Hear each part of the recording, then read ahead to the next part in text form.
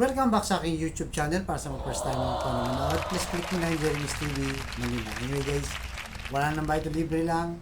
Tulong mo na lang din sa kapwa mo. Alright, thank you very much po. So ang topic natin ngayon, for today's reflection o ang ating pagninilayan, huwag kang mangamba o huwag kang panghinahan dahil ang grasya ng Diyos ay sapat na.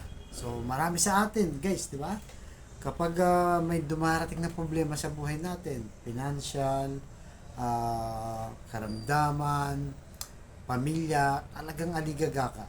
Na para bang wala ka nang maisip na paraan, kundi minsan bumibigay ka pa, di ba? Parang wala na. Tapos na siguro ang lahat sa aming mag-asawa. Tapos na siguro ang lahat sa aming mga magkakapatid, di ba? Tapos na siguro lahat yung relasyon ko.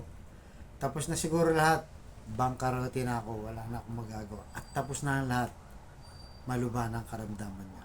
Yan ang mga bagay na nagpapahina sa atin, di ba, guys?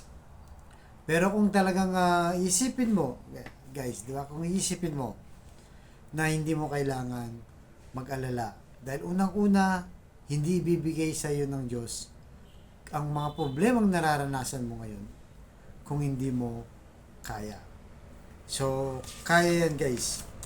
Kaano man yung kabigat ang iyong dinaranas ngayon, kaano man yung katindi ang mga problema mo sa buhay, ay tsak yung hindi ka pababayaan ni Lord.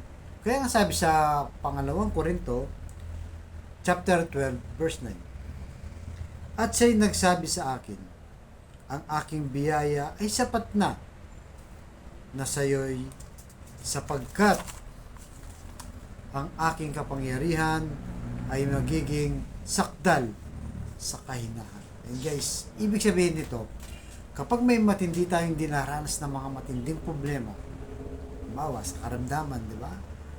Stage 4 cancer na, yung lagi natin dinarasal dito guys, di ba? Sa financial, bankrupt ka na. Sa relasyon, wala na, iiwan ka na ng asawa mo. Di ba? Galit na sa'yo ang magulang mo. Nagiging pasaway ang anak mo. So, paano ka pa ngayon lalaban? Di ba? Ano pa pangahawakan mo kung mga ganitong mabibigat na mga problema? Lulun na sa bisyo ang asawa mo, parang ganun. Di ba? Yung mga anak mo, laging pasaway talaga sa iyo. So, ibig sabihin nito, lahat ng bagay na to, ibibigyan ka ng kapangyarihan ng Diyos. Hindi ka niya iiwan. Ibig sabihin nito, magiging kasama natin sa paglaban, di ba? Sa mga tinatahak nating mga problema at landas. Kaya kung nararanasan mo ngayon guys, ay huwag kang mawawalan ng pag-asa. Hindi ka magigiba, di ba? Buhay ka pa nga, di ba? May sakit sa inyo o ikaw mismo may sakit ka pero buhay ka pa. Ibig sabihin kasama mo pa ang Diyos, di ba? Yung pamilya mo, di ba? Kung mahal na mahal mo ang anak mo, mahal na mahal mo ang asawa mo, mahal na mahal mo ang magulang mo, di ba? Lahat kakayanin natin, di ba? Para lang maitawid natin, lalo na sa kanilang mga pag-aaral, mga anak natin. Lalo na ang Diyos, mas mahal niya sila. Kasi nga, lahat tayo naging tao at galing lahat tayo sa Kanya.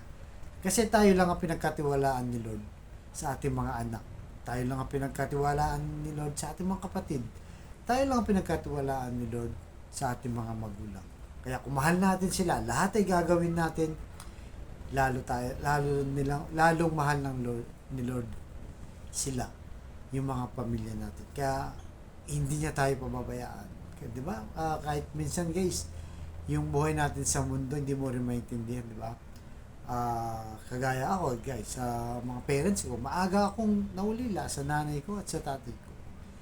Pero pag nilungan mo yung mga ganung problema, parang bang wala nang mangyayari. Paano ka dito, wala ka ng magulang? Sinong gagabay sa'yo? Sinong tutulong sa'yo sa mga problema mo? Di ba? Sinong hihingan mo ng advice pag nagkakaproblema ka? Wala ka ng magulang eh. Di ba? Pero hindi naging dahilan guys para sumuko, Panginoon. Dahil binigay ni Lord ang kapangyarihan para labanan ito. Mabubuhay tayo kahit wala na ating mga magulang. Di ba? Hindi niya tayo pababayaan dahil lahat naman tayo pare-pareho ng mga anak. So, ibig sabihin guys, yung mga pinagdaraanan natin ngayon ay talagang parte lang ng buhay natin. Pero si Lord, hindi niya tayo pababayaan dahil mahal na mahal niya tayo. Kaya pag lumingon ka, yung problema mo noon, nasolusyonan mo pala. Di ba? Napakalubha ng problema mo. Pero hindi mo na malayan na nalagpasan mo na dahil yon sa tulong ni Lord. Di ba? Kaya lahat po nung nagiging problema natin, bahala si Lord dyan. Dahil sapat na ang kanyang tulong sa iyo. So, gagawa na lang tayo ng diskarte. Kumbaga, lalabanan mo na lang sa tulong ni Lord. Huwag ka lang mawala ng pag-asa, di ba? Lagi ko sinasabi, pag may matinding problema, di ba, huwag kang kakapit sa patalim. Kumapit ka sa panalangin. At kung kailan, lalong nabibigatan ka sa problema mo, at doon ka lalong magsimba, manalangin, para lalo kang lumakas. Yan ang pampalakas, guys. Kaya nga sabi niya, di ba, sapagkat sabi niya, ang aking kapangyarihan ay nagiging sakdal sa kahinaan. Ibig sabihin yung kapangyarihan ni Lord, kung kailan tayo mahina, dun sa lumalakas. Binibigyan tayo ng kalakasan para paglabanan nito hanggang sa mapagtagumpayan natin.